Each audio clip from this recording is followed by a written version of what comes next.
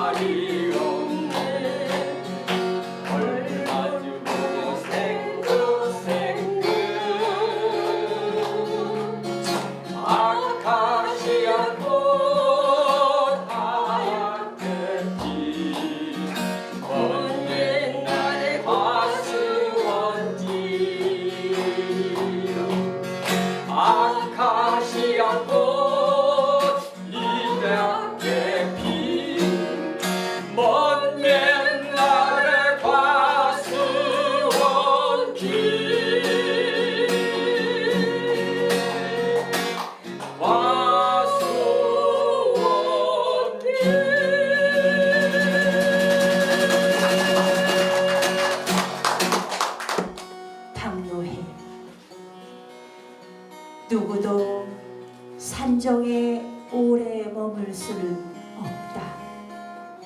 누구도 골짜기에 오래 있을 수는 없다. 삶은 최고와 최악의 순간들을 지나 유장한 능선을 오르내리며 가는 것. 절정의 시간은 짧다. 최악의 시간도 짧다. 천국의 기쁨도 짧다. 지옥의 고통도 짧다.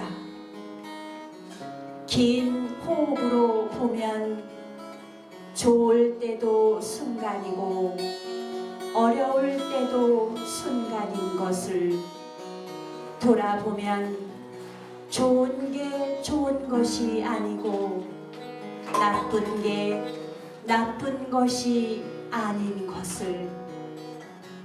삶은 동그란 길을 돌아 나가는 것. 그러니 담대하라. 어떤 경우에도 너 자신을 잃지 마라.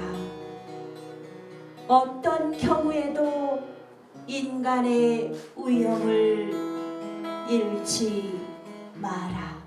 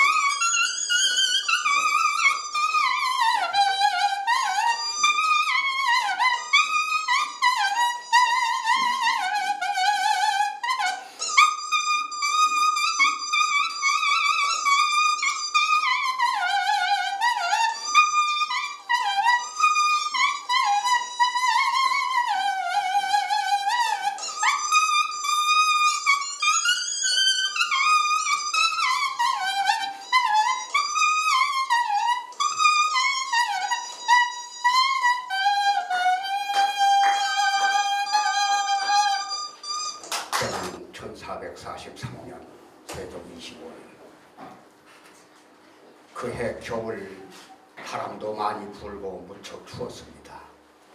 세종대왕께서는 집현전 학사들을 모아놓고 의전회의를 개최하면서 훈민정음 서문을 엄숙하게 낭독합니다. 어제 훈민정음 서문. 나란 말씀이 중국에 달아 문자바로 서로 삼았디 아니할세. 이런 전차로 어린 백성이 내루고져 헐배이셔도 마침내 제 뜻을 실현하지 못할 놈이 하리라.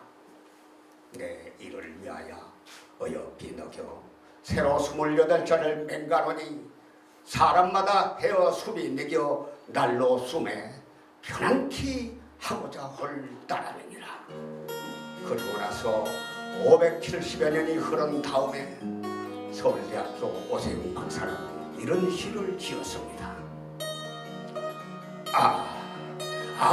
훈민정음. 오세영.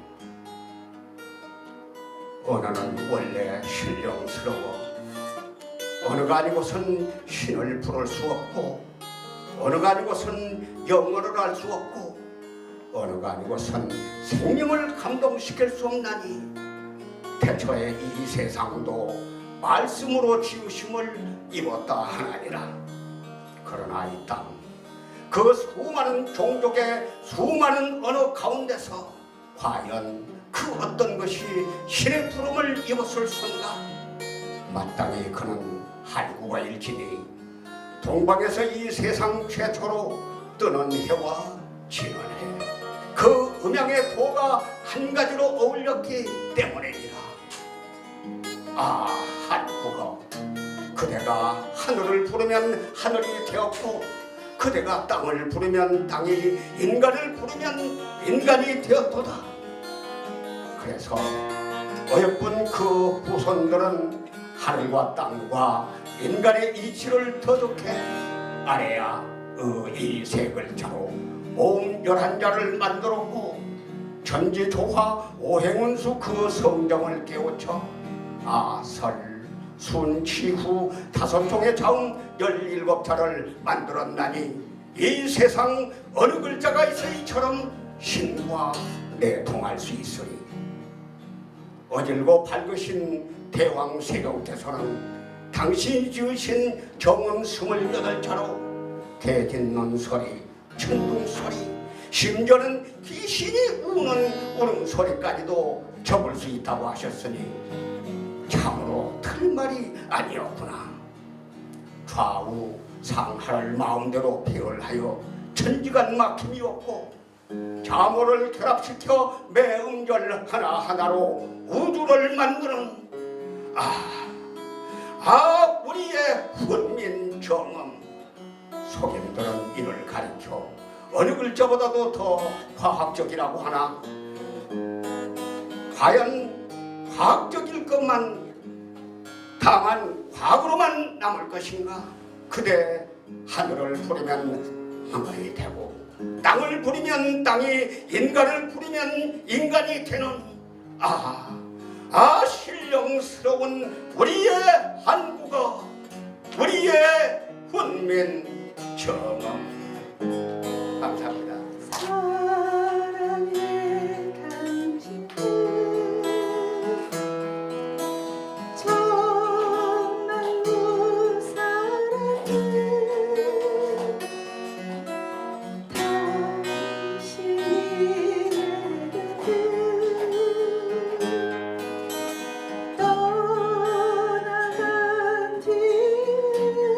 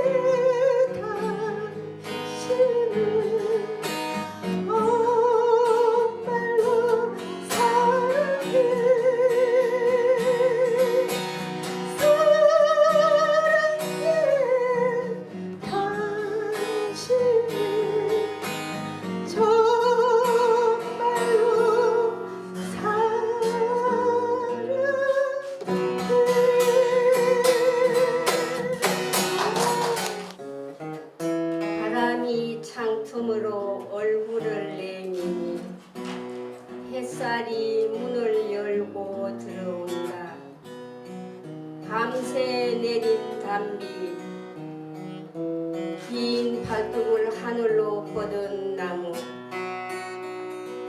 시멘트 도끼운에도 아랑곳 않고 날아드는 새 가슴으로 품어준다.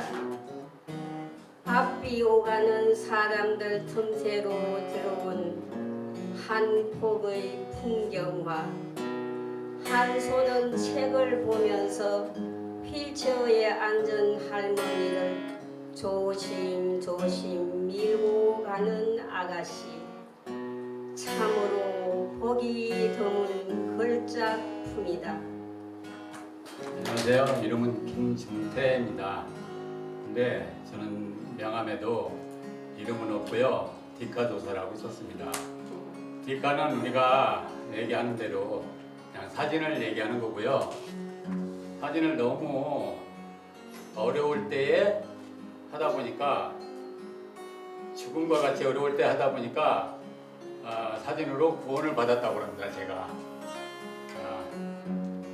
그래서 디카도사라고 그랬는데 우리 성서에 나는 길이요 진리요 생명이니 나로 말미암지 않고는 아버지께로 올 자가 없느니라 이런 말씀 있죠? 이게 뭘 얘기하는 겁니까? 길을 얘기하는 거거든요. 디카도사의 도자는 바로 이 도자입니다. 예. 제가 이 도자를 쓰기까지는 얼마나 이 사진 속에서 신앙의 세계를 확실하게 알아냈는지 제가 앞으로 이 스피치 하는 것이 청각장애입니다. 저는 그래서 사람 앞에서 서지를 못했고 이렇게 소개하는 자리 또는 저는 강의를 하고 싶은데 강단에 설 수가 없었어요. 너무 얼어가지고 생각이 다 까맣게 되는 거예요. 그래서 이렇게 사진 찍으러 다니면서 이렇게 인사도 하고 하면서 연습하는 중입니다. 연습을 다 하게 되면 어떻게 되냐? 하나님을 제가 이 앞에서 보여드릴 수가 있습니다. 예.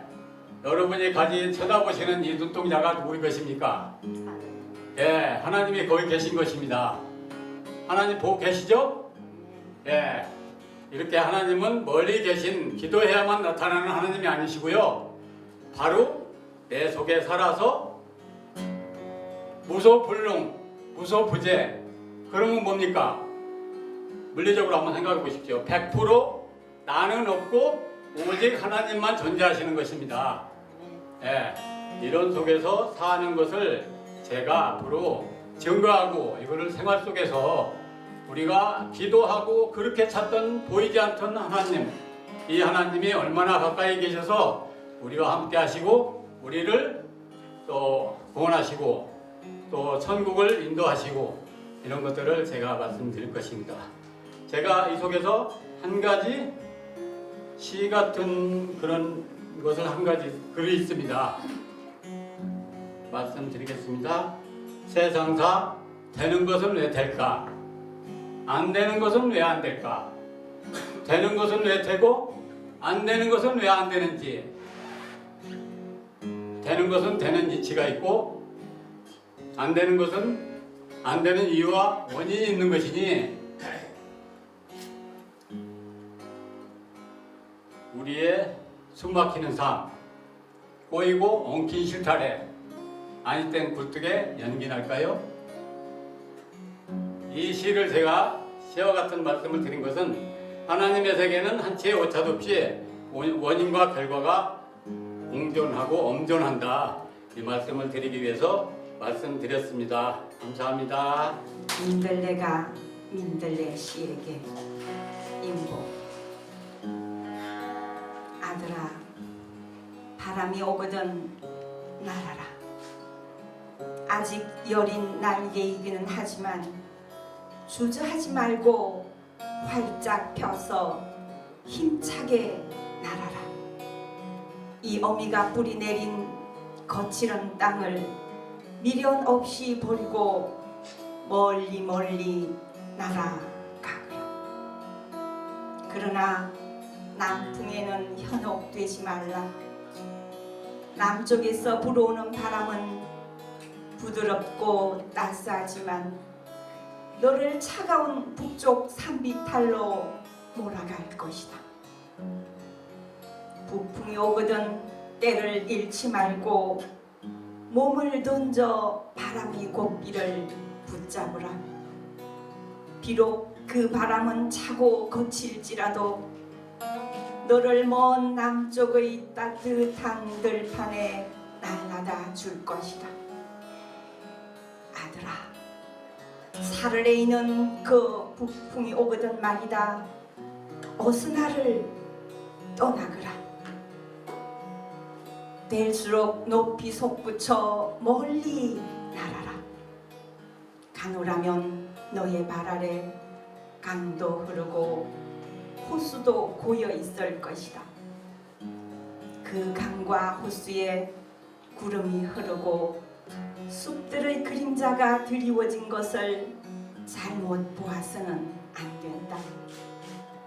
그 환상의 유혹에 고개를 돌리지 말고 멀리 멀리 날아라. 내 날개가 다 빠지고 너의 몸이 다 젖어 더 날 수 없을 때 내 눈앞에 햇볕 따스한 들판이 보이거든 그곳에 내려라. 그러나 거칠은 숲들의 마을은 피하거라. 지금은 외롭고 삭막할지라도 인적 없는 조용한 들판, 우리들의 키보다 낮은 들풀들이 모여 사는 조용한 마을을 찾으라. 내가 처음 발붙이기에는 그래도 아직 그들의 인심이 괜찮을 것이다. 아들아, 내가 처음 발 디딘 땅이 물기 어린 비옥한 흙이었으면 얼마나 좋겠느냐. 그러나 지금껏 비어있는 좋은 땅이 너를 기다리고 있으리라 기대하지 말라. 이미 자리 잡고 있는 이웃들의 틈에 내가 비집고 들어가야 할 것이다. 아들아, 인내와 겸손으로 새로운 이웃들의 이해를 얻도록 해라. 어떤 이웃은 너의 발등을 밟고 너의 등을 밀어내고 너의 팔을 비틀기도 할 것이다. 그러나 세상은 그렇게만 다 거칠은 것은 아니었어. 어떤 이웃은 폭풍이 올 때 그들의 품에 너를 감싸주기도 하고 사나운 벌레들이 접근해 올 때 독을 뿜어 그들을 내쫓기도 할 것이다. 아들아, 내 이웃들이 내게 어떻게 대하든 너는 그들을 사랑하며 참고 견디어 튼튼한 뿌리를 내리도록 해라. 어느 날 밤 봄비를 맞아 내 키가 나만큼 자라면 다음날 아침 내 이웃들의 낮은 어깨 위에 우뚝 솟아오른 내 모습을 볼 것이다. 그리고 운이 좋으면 내 바로 이웃에 내 또래의 민들레 아가씨가 방글거리며 웃고 있는 것을 만나게 될 것이다. 아들아, 그러나 민들레가 주위에 보이지 않더라도 너무 실망하지 말라.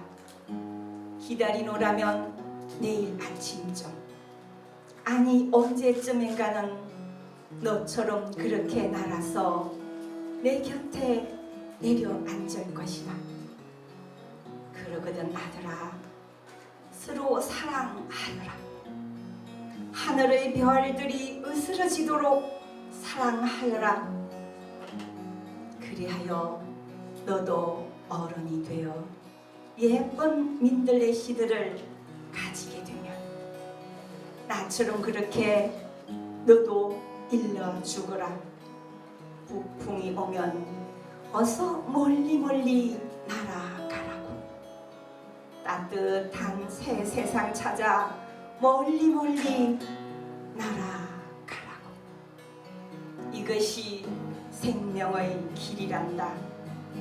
이것이 생명의 길이란다. 옛날 어느 마을에 돌이라고 하는 소년이 살고 있었어요. 돌이네 가정에는 할아버지와 할머니 그리고 어머니와 할아버지를 모시고 행복하게 살고 있었어요. 도리는 어렸을 때부터 할아버지를 너무너무 좋았어요. 할아버지를 따라다니면서 할아버지 이건 뭐예요? 오, 그 꽃이란다. 할아버지 이건 뭐예요? 오, 우리가 먹어야 될 쌀통이란다. 라고 도리는 할아버지를 졸졸 따라다니면서 극히 사랑을 받았다고 해요. 세월이 무수히 흘러가던 어느 날 할아버지께서는 그만 병이 찾아와서 병상에 누워 끙끙거리며 밤이면 밤마다 낮이면 낮마다 끙끙거리고 누워 계셨어요. 얼마나 안타까운지 몰라요.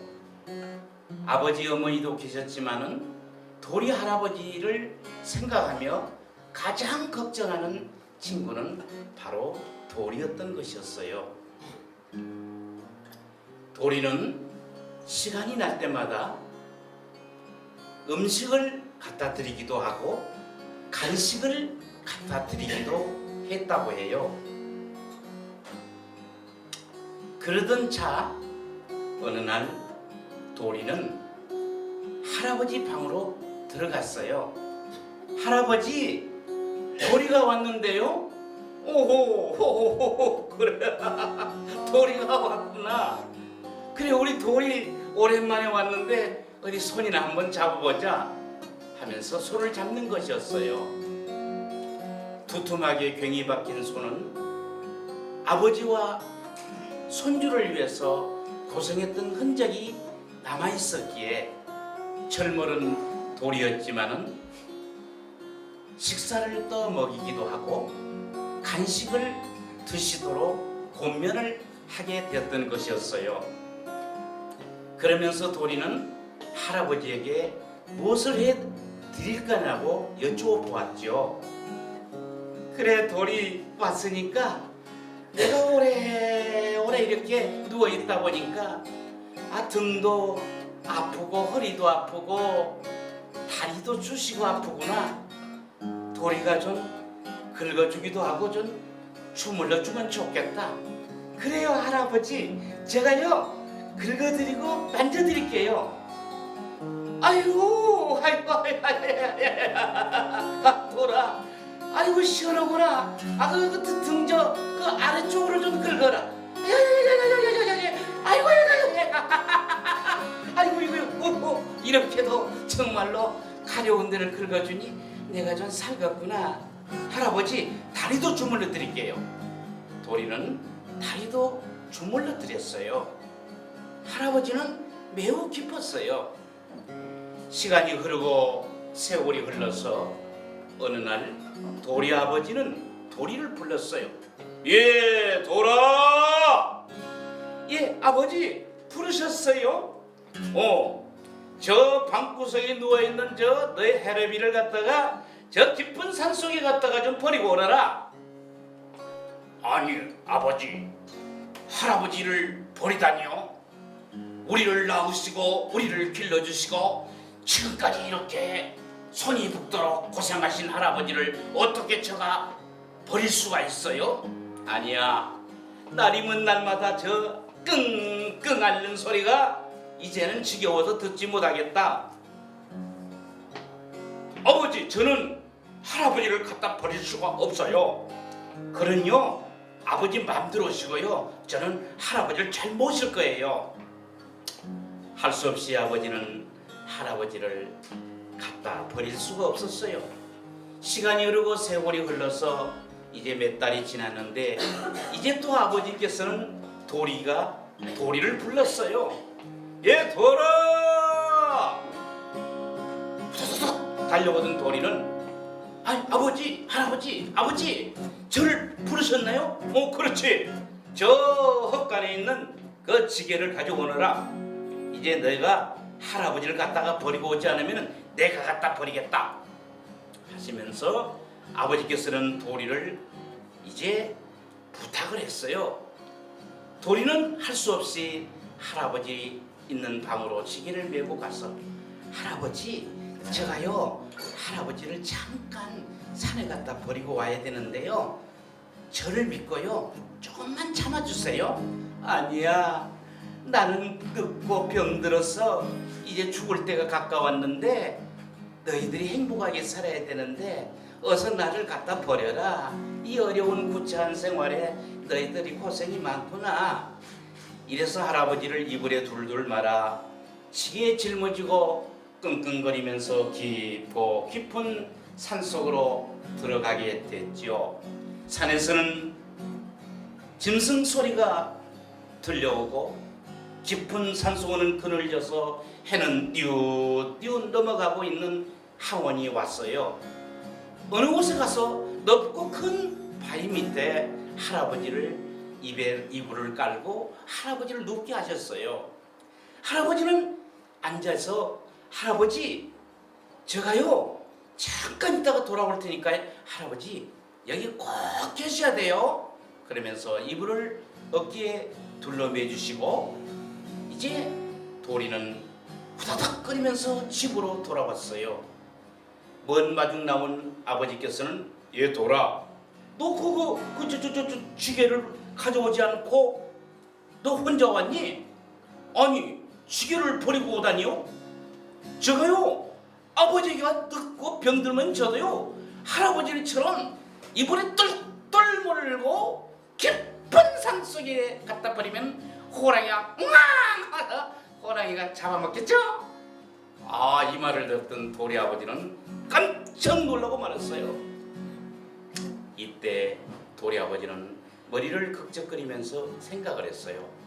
얘 도라, 그 헛간에 갔다는 지게를 가지고 오너라. 아니, 지게를 가져오다니요? 아버지를 모시러 가야 되겠다. 도리는 얼마나 기분이 좋은지 몰라요. 마음이 아주 찢어질 듯이 기뻤어요. 도리는 아버지를 모시고 깊은 숲속을 헤쳐가면서 어두운 밤길을 찾아가게 됐어요. 여기저기 짐승 소리가 울려오는 소리를 들으면서 매우도 무섭기도 하고 떨리는 마음이었어요. 어느 곳에 도달해서 할아버지 어디 계세요?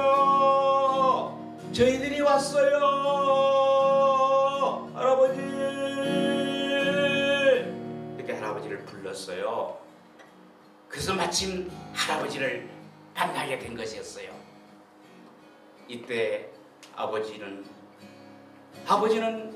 그 도리가 보는 아버지 앞에 무릎을 꿇고 눈물을 흘렸어요. 아버지, 사랑하는 아버지, 제가 정말로 자식들에게 잘못된 모습을 보여드렸어요.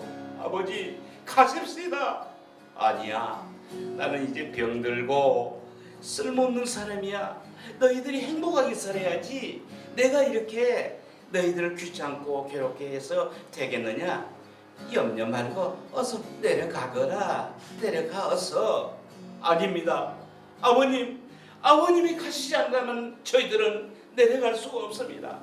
무릎을 꿇고 아버지 가십시다. 내려가십시다 라고 아버지는 눈물을 흘리면서 할아버지를 부추겼어요. 다시 할아버지를 이불에 잘 말고 어깨에 지게에 짊어지고 어두운 길을 헤쳐가면서 마을로 내려왔어요. 이리하여 할아버지와 어머니와 도리와 아버지는 살아가는 날까지 행복하게 살았다는 이야기 옳시다. 어머니의 물감 상자. 어머니의 물감 상자. 강호식. 어머니는 시장에서 물감 장사를 하고 있었습니다. 그러나 어머니는 물감 장사를 한 것이 아닙니다.